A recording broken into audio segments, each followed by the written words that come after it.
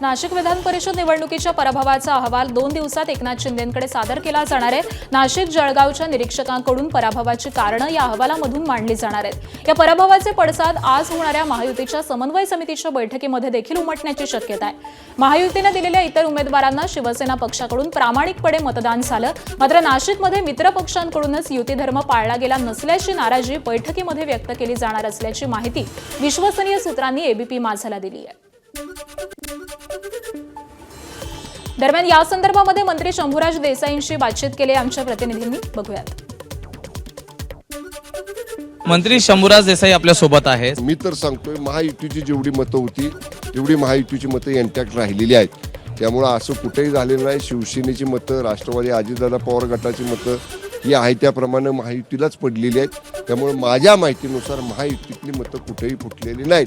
शेवटी एकदा अंकगणित घेऊन बसलं पाहिजे। भाजपचं मतदान किती आहे, शिवसेनेचं मतदान किती आहे आणि राष्ट्रवादी काँग्रेस पक्ष अजितदादा पवार गटाचं मतदान किती आहे, त्याच्यापेक्षा पुढे जवळपास 600 मतं पडलेली आहेत उमेदवाराला। त्यामुळं मतं कमी व्हायचा प्रश्नच नाही।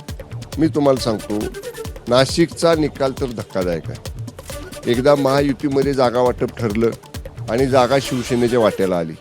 वास्तविक पाहता उमेदवारी अर्ज मागं घ्यायच्या दिवशीच अर्ज मागं व्हायला पाहिजे होता अधिकृत। आता त्यावेळी काय गोष्टी घडल्या, कशा घडल्या हे सगळ्या महाराष्ट्रानं पाहिलं। पुन्हा त्यांनी सांगितलं की मी माझा प्रचार थांबवलाय, मी निवडणुकीतनं माघार घेतलेली आहे। आणि आता ते काय म्हणतायत निकाला दिवशी की मी दराड्याला मतदान करा असं म्हणलं नव्हतं। एका बाजूला म्हणायचं माघार घेतो, प्रचार थांबवतो, आणि आज निकाला दिवशी सकाळी म्हणायचं की मी कुठं असं म्हणलं की दराड्याला मतदान करा।